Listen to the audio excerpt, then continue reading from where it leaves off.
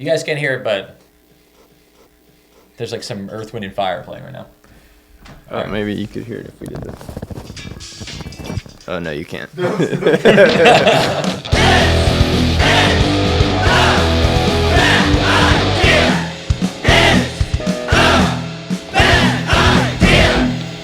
What's up, fancy hairdressers? Welcome back to another episode of This Is a Bad Idea podcast. I'm your host, Jacob Comm. With me, as most of the time, is... It's Ben, hello. It's Ben, hello.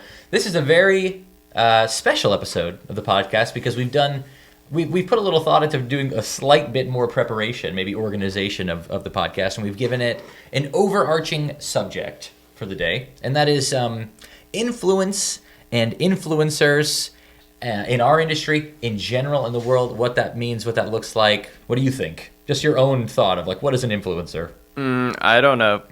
Oh, okay. Not even a thought, huh? Nope. I forgot to do the preparation that you mentioned that we were supposed to do. I thought this was going to be done tomorrow. Thought I had time. Oh, it's all right. I did enough preparation for both of us.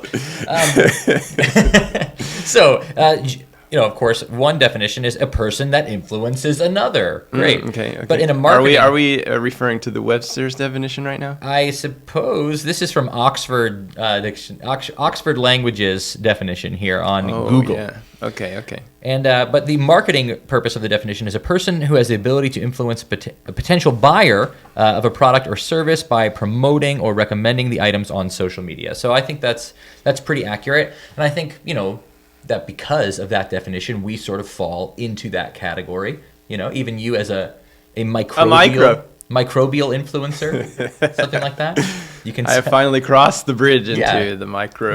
What is the line for that? An influencer, I think, is sort of like, I think of it as 10,000. I think so. Because it stops giving you the specific amount of numbers or whatever. Yeah, and it just seems more official at that point. It does. When you have a point something, it makes it really seem real. Yeah, 10 point something, like, oh my gosh, look at this guy. And I will say that ever since then, my life has changed so much. Has it now? Yeah. Could you give us, what do you mean, Ben? Yeah, I mean, just packages showing up for free all the time. Just free stuff, huh? Any kind, just boxes and boxes all the time at my door. So that's how it happens. Yeah, they these people will send you these messages and they will say, "Would you like to grow your following by clicking on this?" Give me your Cash App. And I do it. You just give out the Cash App like crazy? Yeah. I've given my information to so many people, and I think that's what's really helped. You're like, my bank account, my bank keeps messaging me about random purchases that I'm making. But... Yeah, I own a lot of stuff over in Russia right now. I think it's going to really be helpful, especially if they take over the world. I think so. And, it's sort of coming down the pipe. We need to learn Mandarin and Russian, and then you'll be you'll be able to maintain your influencer status even after the fall of Western civilization. So I got into a little bit of, I don't want to say trouble or whatever, yesterday. A minor kerfuffle, you could call it. Yeah, like an internet scuffle. Yesterday, because I posted a video on the podcast page that and what is that page called? It's called TIABI podcast on Instagram. This is a bad idea. Follow us at TIABI podcast. But in case you're wondering, if you don't already, if you're listening to the podcast but you don't follow, but you could, maybe there are people who do that. Yeah, what's the problem? So I got into a little bit of trouble because I posted a video that was me doing a very half-hearted TikTok style dance. I saw it. I believe it's sort of a hand jive, Grease style one that I see people doing. Mm-hmm. I don't know the name of the song or anything, but it was myths about hair influencers. And I had actually seen someone else do like a real one of these, like myths about hairdressers, and it was like they should work real late. They should, give you discounts for a trim or whatever, and they're just trying to post some misconceptions that clients might think of hairdressers. Mm-hmm. And I posted myths about hair influencers. And said the myth was that they're actually good at doing hair. One little... Hot take. One little thing. 1 7-second long video where I point at those words. And the explosion of upset comments that I got on TikTok. I eventually put it on TikTok as well. And I get 1 million upset comments on there as soon as I do. And we actually get sort of critiqued by some other large hairdressing accounts on TikTok, millions of followers who are upset and feeling like we were talking about them directly, is I guess is what it was. And then I just get a million comments of people commenting this hairdresser's name. If you're, I'm not gonna out them. We're not gonna dox them. I don't want you to go and do the same thing to them, okay? Ben? Okay. Don't do it. So, I woke up, saw this post, it was just, carpet bombed with these sort of comments. So I deleted it, reposted something that gave a little bit more in-depth explanation of what that video was for, and then reposted that same clip at the end of it. Okay. TikTok got real mad about that. Because of deleting it? Because apparently there is a TikTok etiquette that you have to follow that, like, if you're going to post a rebuttal or something, it's not that you... Like, I took it down because I was like, I'll include the clip in this new post, and this other one has been carpet bombed by morons that, were just leaving all these insane comments, and it was just not good, not a good look or whatever. So I deleted it, reposted it. But you're supposed to just like duet it or something like that. And everyone's like, this must be a short version of the clip. He deleted the part where... Yeah, you deleted the real offensive part. Yeah, which I did not do. Most of them are good, except for these 4. Yeah, where I said, this person... Names. I said Chris Jones. Yeah, of course. Rachel Williams. Ugh. Sam Villa. All terrible influencers. And that's all they have going for them is that they're influencers, right? Yeah, try to see them actually do some work. They're not personal friends. We don't know them. No. And we think that they're terrible. And I have seen, in fact, that they were promoting the use of ivermectin on all of their pages. I've seen. Is that the horse thing? Yeah, I couldn't believe it. Oh, boy. All these hairdressers, influencers, and that's the real reason why I did this. I also saw that there was very many pictures of Chris Jones with Ghislaine Maxwell. Oh, no. As well. There's been so many. I can't wait to see Todd I thought you told me this. These. No, that's not it. I'm just kidding, of course.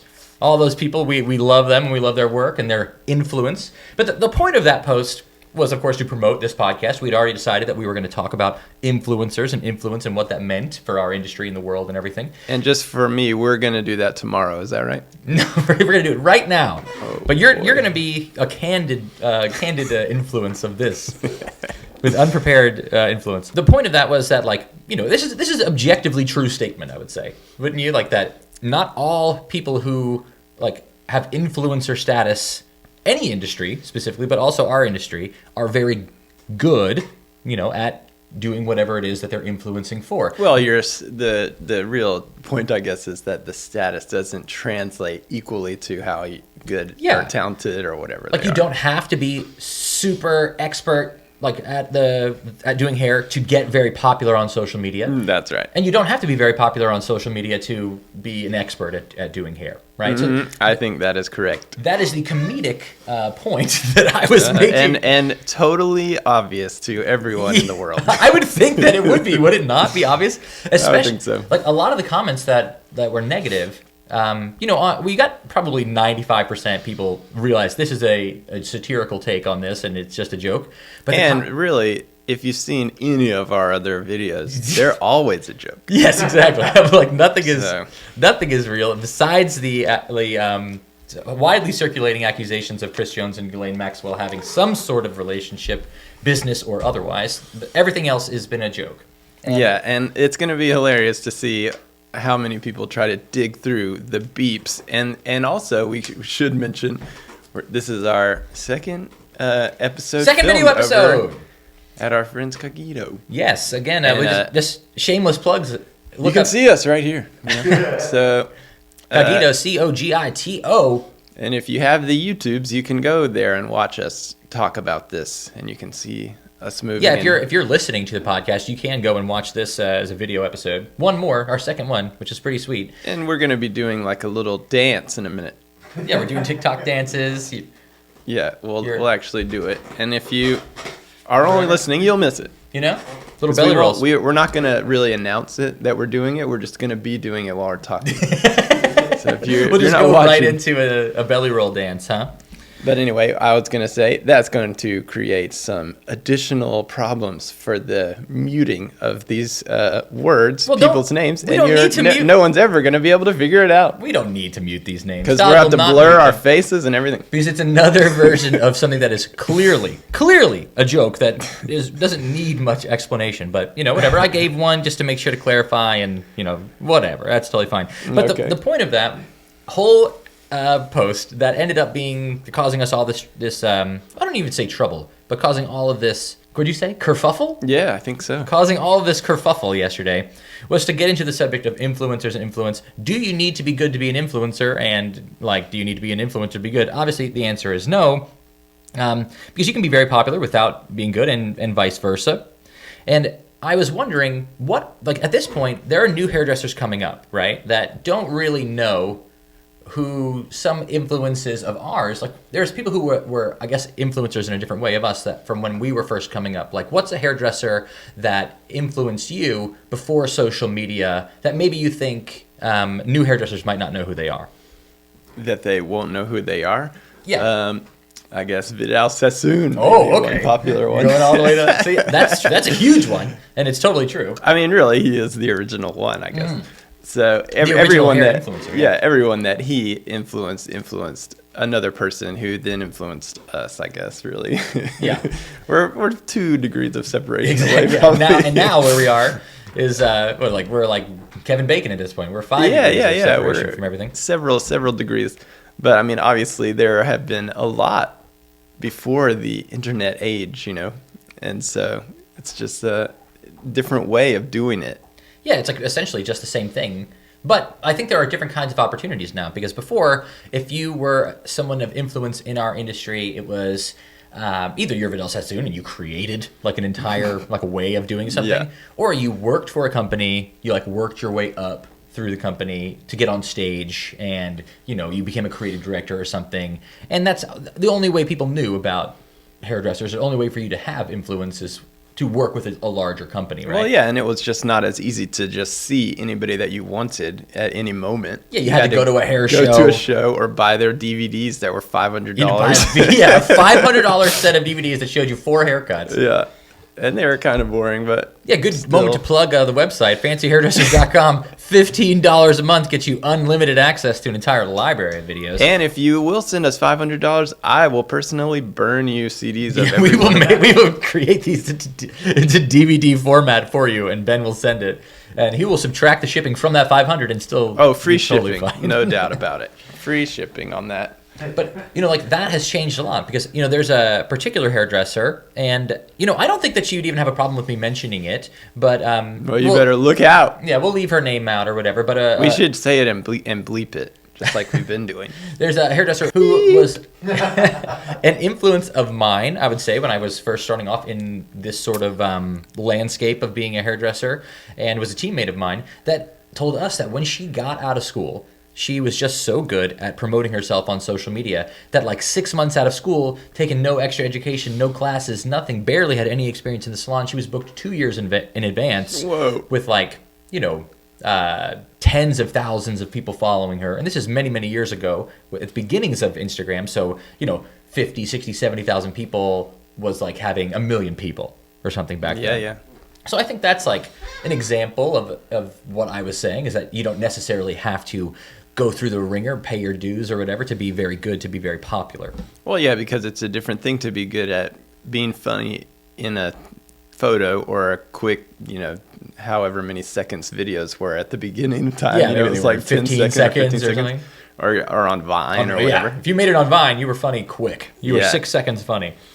But yeah, I mean, that's just a totally different job, and it has nothing to do with doing hair or whatever industry it is, Yeah, and that's a good obvious point. Someone made that up, or made that point, not made that up, but someone made that point during all of this yesterday. That's there are hairdressers and hair educators that have a lot of following to promote what they're doing, and then there are people who do hair that are influencers, right? Yeah. So there's... and all it takes is to have a funny hat on, pretty much. Yeah, you gotta have a big wide brim hat. That's all. If you have a wide brim hat and, you're able to bend over with your hands on your hips and get a photo like that, because that's what I did to start off, you know. Yeah, and it worked great. And there's a particular hairdresser that I think is a great example of this. Now, I don't know what her skill level is doing hair because I never see her do hair, but she is insanely popular for being an influencer and not for being a hairdresser. Like, you wouldn't know that she's a hairdresser.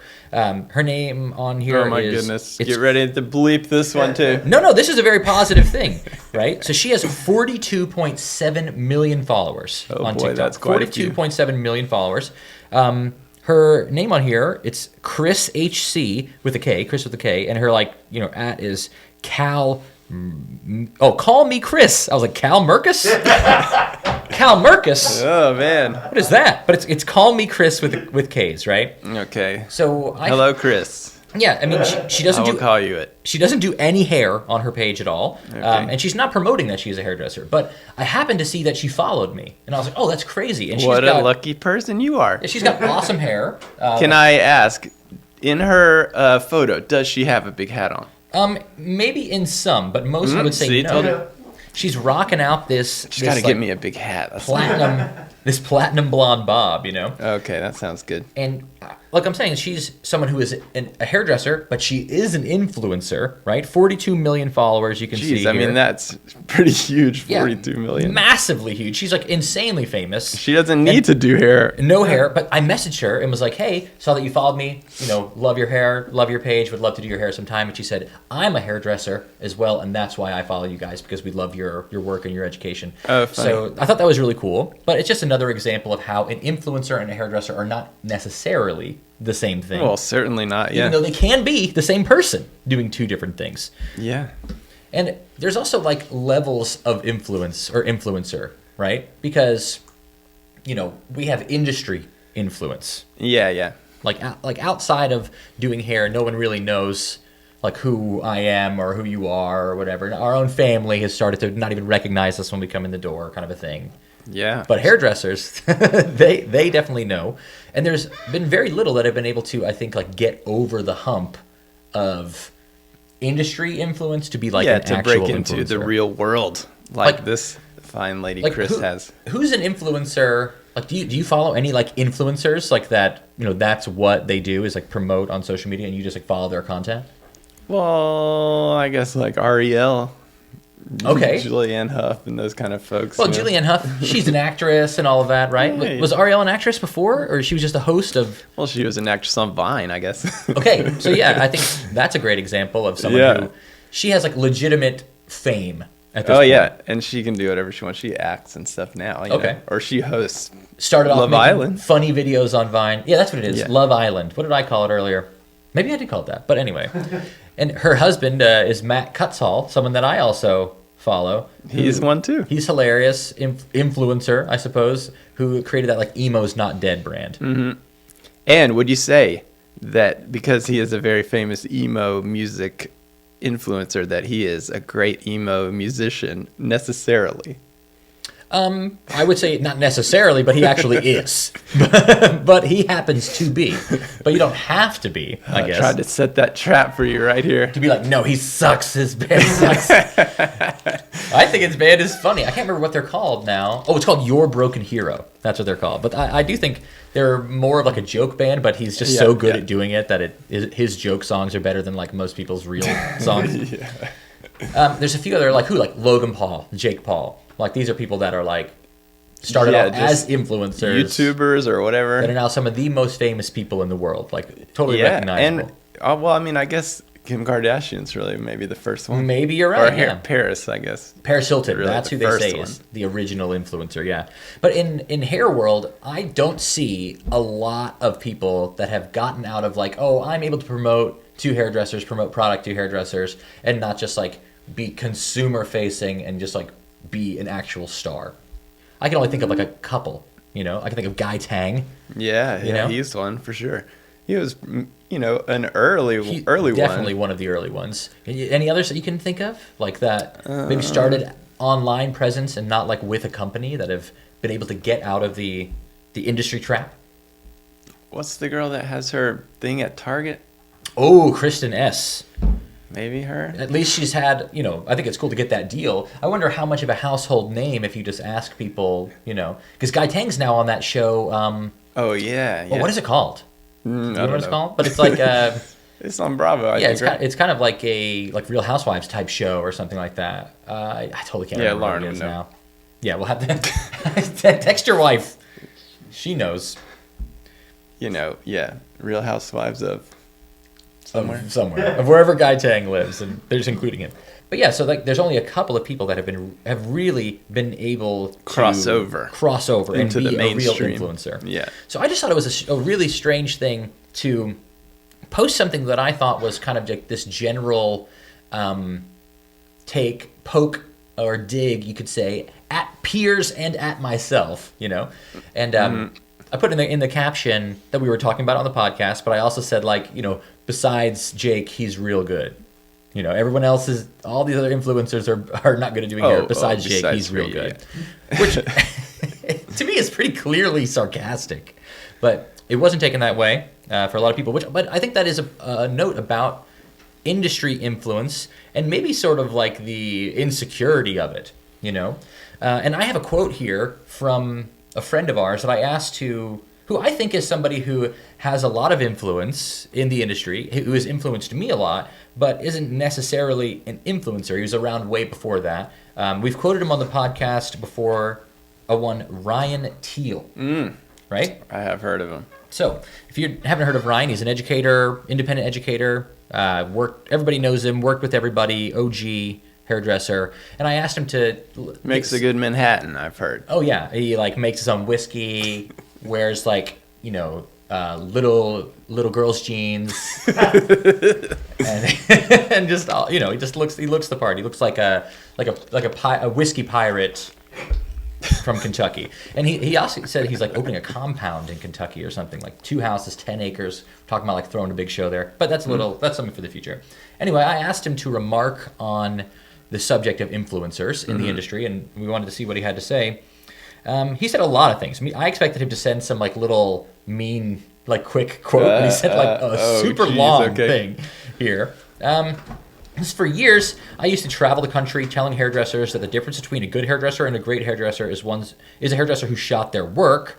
I did hear him say that in a class before. What is going to set you apart as a hairdresser? And he really was just drilling the point of you need to have an accessible lookbook. Take pictures of your work so it's available for everybody. Mm-hmm. So I guess the whole influencer landscape has evened that playing field for everybody. Everybody's got pictures of their work or video of their work now. Yep. It's a lot more common. You're not looking in that little book, flipping through that book that you buy at the grocery store. Did you ever end up with anything in those grocery store books? Oh yeah. You did? Yeah. Tell me all about that. I want to know how did you do that? Because when I was first doing hair, looking at those little grocery store magazines, I was like, man, it would be a dream come true to be in here. This means you made it. That is the way it's billed. Is that how it felt when you got into it? Was it as satisfying as you thought it would be? Well, I guess for the first time.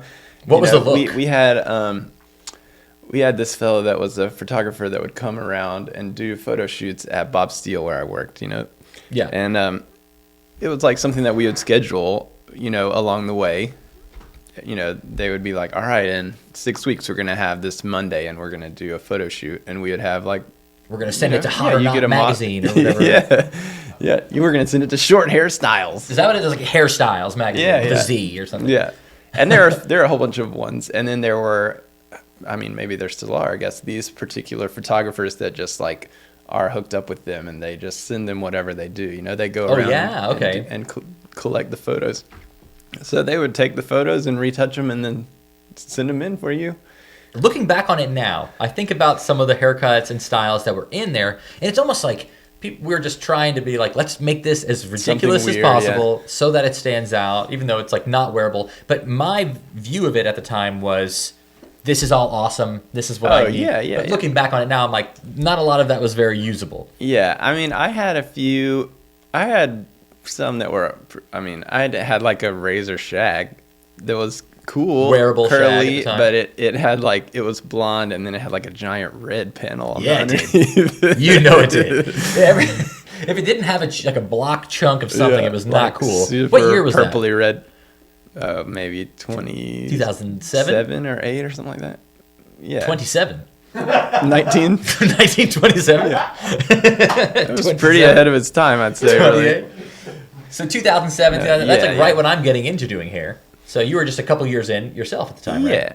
I mean, we did that a lot. I had a lot of pictures in these magazines. I don't know even where. That's actually something I wanted to talk to you about, because you're somebody who had some of this higher levels of success and contributed work for TV and big companies before there was social media to get you involved in that. And I didn't really do that. It's I worked for a couple of companies. I worked for Paul Mitchell and was trying to do my own independent education, but it didn't really, I couldn't get anyone to notice as much outside of just our own town until social media. So how did you do that, getting on Sheer Genius and working with these big brands before there was social media to drive you? It was just lucky because my friend Gary Travis was on the Nexus team. Who I met. Yeah. We played pool with him the other day. Yeah. He was on their artistic team, Nexus, this giant brand at that before that, and it was kind of a weird time for them at that time. Was it a grocery store brand? Yeah, they had just got bought by Alberto Culver, this giant beauty corporation.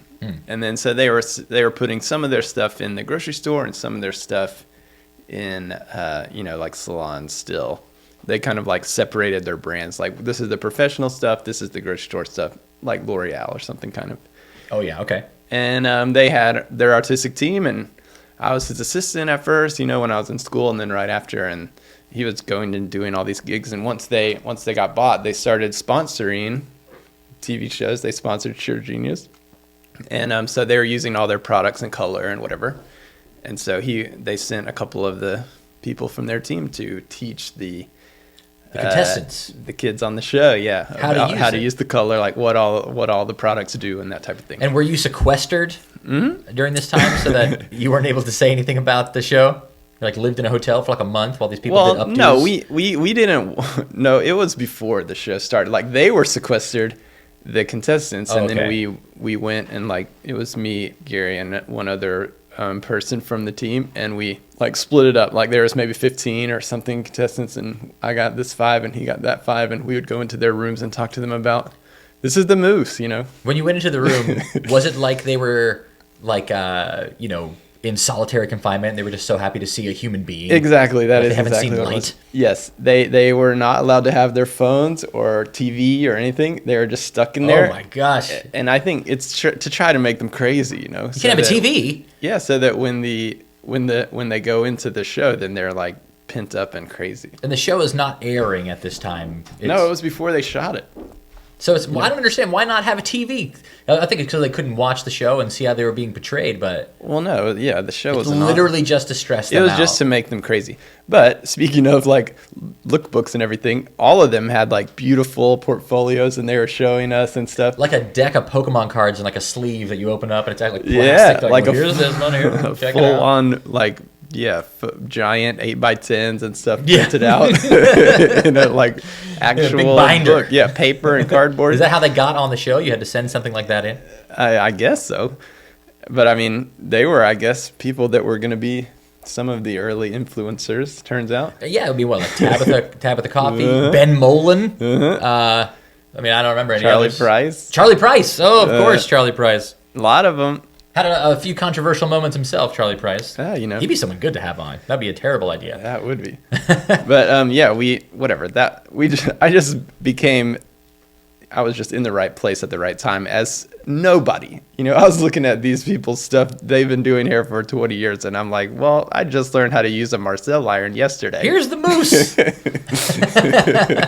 That's great. That's great luck, though, really. It was good luck because I was just able to get in front of people and not be scared and just be stupid and funny about it, I guess. And the fear thing. So I think a big part of what I was trying to convey by putting out this thought of not all influencers are amazing at doing hair is to talk about how so many hairdressers have this aspiration to be an influencer. And I think all across, the entire landscape of social media, if there's a pressure that if you don't have a following, especially if you're younger, you're affected by this. You don't have a following, you think that you don't have any value, you think that you're less than or something.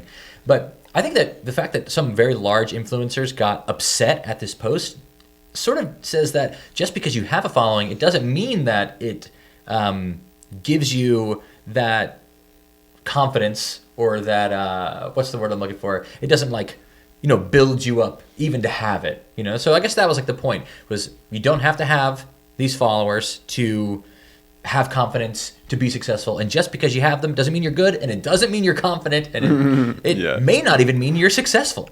Who knows? Yeah, I think in the comments that I saw, it seemed like the people that were mad because they took it as you were saying that these people are not cool, or they're not good, or they're stupid, or whatever.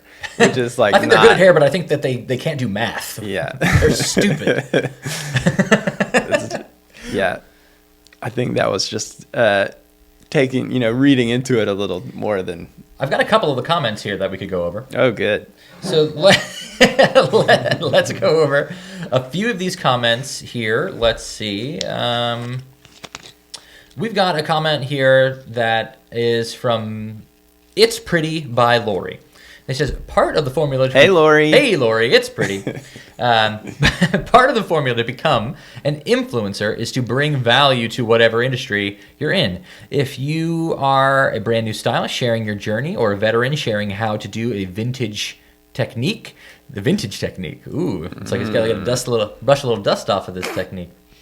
The process and how-tos and the relatable experience are what makes you an influencer. I think there is a true difference if you consider yourself an influencer or an educator. Then if you think you're an educator as well, you also have to have the skill. So I think that's an interesting distinction between the two. Are you an educator, or are you an influencer, or are you both? Yeah. And I would like to think that we're both. And here's one more comment. This is from the Hairdresser X, which the Hairdresser X is this ridiculous account. It's constantly trolling. I've seen it trolling on so many different pages, on my page, on big pages. I don't know if you need to bring them up and make fun of them, right? Oh, I'm not trying to make fun. I'm not trying to You're gonna make it worse. To sweep their leg or something. I'm just saying I see this page. It seems to troll. It has like a speed racer vibe. Like no one knows who this is, Racer X. And it says, I'm offended that you did not mention me directly. If you've got a problem with the way I watch videos, then fill out a form and drop it. Then fill out a form and drop it in the suggestion box like everybody else. And I'm like, what is this? This person thinks that I'm supposed to just talk about them directly? It's just crazy. Well, if you're making fun of influencers that aren't good, maybe that's what they're trying to say. So this is like maybe the Hairdresser X is someone who wants to be an influencer and thinks because they weren't mentioned, it means that they're less than, because I didn't call them an influencer, or I didn't call them out as one. Yeah, maybe they're trying to build their game a little bit. I think everyone needs to be on the lookout for Hairdresser X. I have a feeling that we're going to see more from them. And okay, so let's see, what else do I have here? Okay, the other thing that I see people doing as influencers, like there's a rise of how hairdressers are becoming influencers. And I think in the past, it was like you had to have beautiful images of your hair, and you had to present yourself in this followable way, right? And the big hat thing. And the giant hat was a starter. Mm-hmm. And then it sort of became video. You had to post video. You had to be teaching, and people had to be benefiting and learning and getting better at doing hair all the while being entertained. And now there's a switch where you could be following that route, or you could only be entertaining. Right, so it's like you're just posting skits. Yeah. There's a lot out there that are really just skits. I don't see really a lot of hair coming out. It's like mouthing words to videos and stuff like that, which I suppose has its own value. But I think you can do that. Well, that's more of like a TikTok thing, right? Yeah, but it bleeds over to all. It's shorter. All social. Well, some of them are kind of long, I guess, but it bleeds over to other social medias. But the idea is that you don't have to be good at doing hair to make skits. You just have to post relatable skits and stuff, And a lot of these skits seem to be targeted at clients. Have you noticed this? I have, yeah. That it's like hairdressers are out there just shitting on clients. Well, it's like when they call everyone Karen and all that. Yeah, it's like, every single video is like, client was 5 minminutes late and they're super Karen, so I booted them, or, whatever. So I kind of was remarking about that a little bit as well, that it's like, oh, it's not even really about hair to be a hair influencer. You just have to have the audience. And I was like, I feel like it is weird for me to be reprimanded for sort of poking fun at some of the most powerful players by saying influencers aren't always talented, when a lot of people who have the influence are using it to like punch down at their clients. Wouldn't you say? Mm-hmm. Yeah, I think validate that for me, Ben. I think you could make an argument for that. Yeah, okay, so that's fine. No, I mean like the most, yeah, like the most famous one. Whenever that one girl had set up a, we should probably bleep this out too. Oh, we can talk about it. She set up a hidden camera. She has not hidden this like moment in her career. She is somebody who has gained a lot of notoriety, a lot of followers, whose work is not bad. I mean, she doesn't do bad work, but because she set up a hidden camera and captured this very rude, insane client who like raised a fist to her, like almost like smacked her in the face, which is insane to do. It just seemed like a little premeditated. It does seem, doesn't it? Just like so like where's the rest of the footage? Where's anybody else or whatever? Maybe that's a camera that's always there, but it did seem like a little bit like, all right, I know this is going to get me some sweet views. And it did. But you know, whatever, more power to her. Again, it's like in the end, I don't really care. Like you got fame and, you know, by posting an insane client video and it all like led back to you and you capitalized on that. Awesome. You're posting funny skit videos where you're mouthing words. Even if I am generally not that entertained by that, good for you. Like, but a lot of people are. And oh my God, so many people. All that matters. Yeah. I support all of this. I was just like remarking on the fact that you don't have to be great at doing hair to be an influencer. And then, you know, we wanted to talk about it. But the last thing I have to say about that, I guess, is that if you saw that and you were offended, I wasn't talking about anyone specific. And if you're offended, it's time for some introspection. Like it's time for you to look inward and say, why did a suggestion that an influencer is not talented offend you specifically? And know, though, that if you were offended, I wasn't talking about you. So get that thought out of your head and just be happy that you're successful and stop being upset, you know? And I thought we could maybe close out today's episode with a segment that we like to call Hair in the News, everybody. Hair in the News. The Influencer Edition. Yes. Influencer Edition. The crowd's going wild. Of Hair in the News. This is from a publication called The Strand, which I was like, ooh, that's sort of hair pun related, so this will count. Oh, good. Yeah, okay. And this article came out February 6th of this year, and it's called The Decline of the Influencer. So, we might, now who knows? It's too late. None of this is even going to matter. Yeah, because by the time it comes out, influencers don't exist. By next Sunday, like what day is it, Tuesday? By Sunday, there are no influencers. According to this article. Who's written this article? This is by Ashvini Juradar. I can't say the last name. Yeah, but I mean, what's the publication? It's called The Strand. That's the magazine or whatever? Yeah, it's called The Strand. Oh, good. Okay. I missed that. And it says the complex role that status occupies in our present society. Mm-hmm. So, again, everyone knows Hair in the News, so I just read the title of the article. We don't get into it until we're on the podcast, so let's find out together. Why can't people who hit millions of other people... Why can't people who hit millions of other people be as famous as A-list celebrities? Okay, so hit millions of people? Yeah, that's the wording that they have used here. I mean, people who walk around and just punch other people in the face.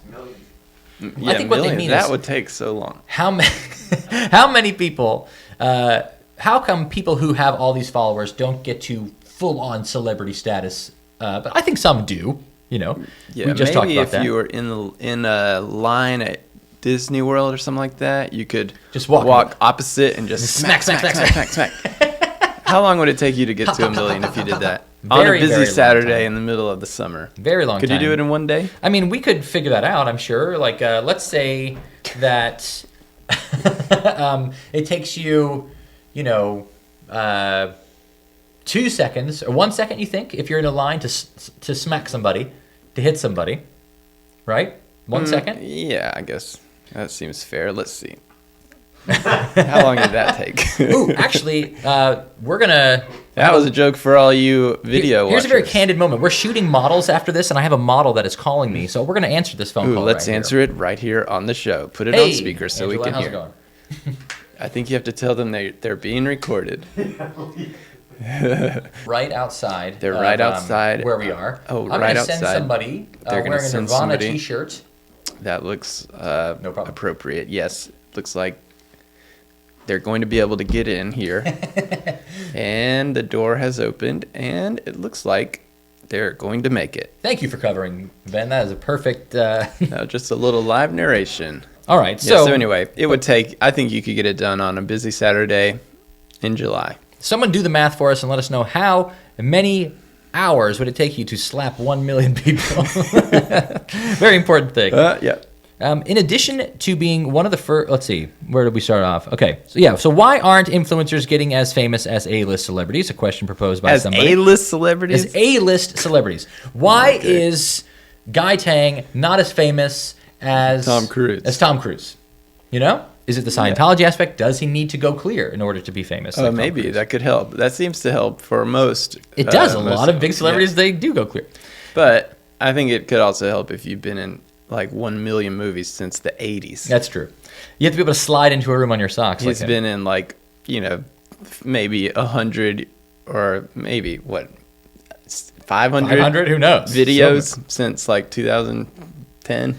So this was a question that is at the opening of a show called The Hype House on Netflix. You heard of the show? The Hype House? No. So The Hype House is, I haven't watched it, but I've definitely heard of it. It's a show where they bring in all these different sort of TikTok influencers, put them into like a sweet house, an awesome house, and make them all live together and make content together and see what kind of crazy antics they get into. And it's sort of elevating these influencers into like a more full-on celebrity status, I would say. Well, yeah, it helps if you can make it onto a TV show for sure. It says, in addition to being one of the lines of the show, arguably some of the most and potentially only memorable lines from the show. This article is not a fan of the show. With the statement, skyrocketing into comedic glory among the likes of everyday TikTokers and movie commentary king Alex Myers. I don't know who that is. This article is not as good as what I thought. It says, typically they're defined as influencers, individuals who have the power to affect people's purchases via social media. The definition of an influencer, however, is disproven by the very notion of equating these people with the world's most famous entertainers. Celebrities' reach fundamentally extends beyond economic influence and ventures into territories of personhood. If influencers are likened to celebrities, that would mean that they can not only influence what you buy, but ultimately how they want to be. So, yeah, I guess that is like sort of the point of what is happening in industry influence, that there are not people who are even the mainstream influencers. They're suggesting in this article don't get to real A-list celebrity status. They're sort of like this fleeting celebrity status. I think that's totally fair, because what is the real goal? Like when you have 40 million followers or whatever, then what do you get? You just get you get $40 million. I hope. Yeah, you get companies to pay you to sell stuff. That's it. That is it. Or then you have the few like Addison Rae, that was a big TikToker, super young, ends up what was it? It was called like He's All That. They did a revamp of She's All That, classic. Oh yeah. Teen 90s, comedy maybe. Romance movie, and they did it reversed. He's All That, and I believe she has a multiple movie deal with Netflix. Or you have like the D'Amelio sisters, which is like Charlie and I don't know the other one's name. I'm sorry, but they got their own show, sort of like the Kardashians. It's like the D'Amelio family instead of the Kardashians. Now I don't know if it's catching on or how much it is. Definitely not as much as the Kardashians. Yeah. But these are a few that have been able to supersede that. And well, good. And then you get yourself on a TV show. That's all you really need to do. And then we've been able to do that. Get out of just like our industry influencer status by having this wildly popular podcast that I believe is the most downloaded and listened to podcast and syndication on Spotify right now. Oh yeah, I believe so. There's one other one that was going really good, but now it's not going great. Maybe getting taken off. Yeah. So I think we're going to be able to surpass that, and then maybe we can get $100 million. Yeah, if they want to offer us that, we will fill that slot. Yeah, for sure. And we won't talk about anything. We'll take a few episodes down right now. I don't care. Yeah, so I guess Spotify, whatever your guys' problems are right now, we could probably solve most of them. You know? Oh yeah, we can definitely do that. I'm sure that it will be just it. We'll have somebody on. I'll have someone who thinks aliens built the pyramids on or whatever too. You have one of those on right now. Me. Yeah. Okay. Easy. All right. Spread the word, everyone. Well, we're coming to the end of our time on this episode. So, I mean, what do you guys think? Influencers, like, does it mean that you have value? If you're an influencer, does it mean that you're great? Have you ever been in a situation where you like thought someone was really amazing and they let you down in some way? Was I that person? Because it could have possibly happened this weekend with the post that I made. But I meant like, you thought an influencer was great, you saw their work, it wasn't as great, so on and so forth. Yeah. Let us know in the comments. Send us more written letters. We'll read them. Oh yeah, do that. On air. We loved that. And you know, one quick thing. What? I really did think about this and prepare for this show. Oh, okay. That was just a joke that I didn't. Amazing. And I'm going to hit you with one of my questions that I thought of right now. Yeah, you could go ahead and ask me. Who do you think the first influencer was?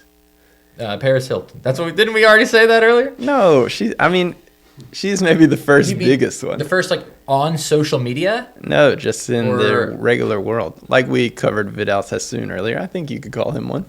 So in the regular world, not in our industry necessarily, but just in the world in general. Yeah. I don't know, like Galileo or something. Oh, that's a pretty good one. You know, I would say like some philosopher like Confucius. You know? That might be a good one too. Jesus, I don't know, Moses. Yeah. I went back. They influenced a little bit when you say Moses was my first thought, but you were thinking Moses. I think okay. Noah. Noah, all right. So the guy that got all those animals to go on the ark. How about if we're I think he was the earliest. If we're going biblical, I think that the devil.